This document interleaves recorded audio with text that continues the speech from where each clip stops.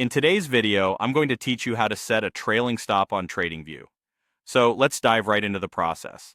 If you're looking to manage your trades more effectively and lock in profits as the market moves in your favor, learning to set a trailing stop can be incredibly beneficial. First, you need to navigate to the Order panel on TradingView. This is your control center for placing trades, and it's quite straightforward to access. Once you're there, you'll want to spot the option labeled Stop Loss. This is your gateway to adding a layer of safety to your trades by automatically closing them if the market turns against you.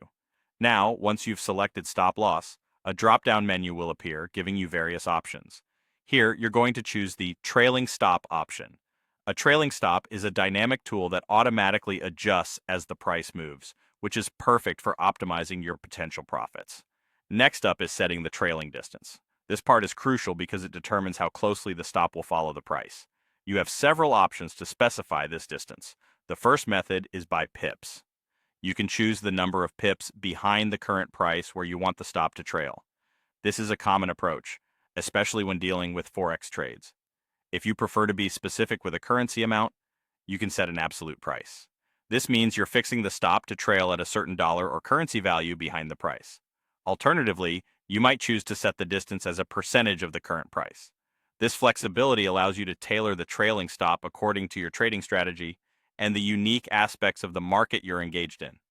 The beauty of a trailing stop is its ability to automatically adjust as the price moves in your favor.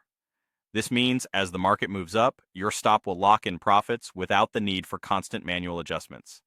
It's an incredibly powerful tool for any trader aiming to maximize their gains while minimizing risk.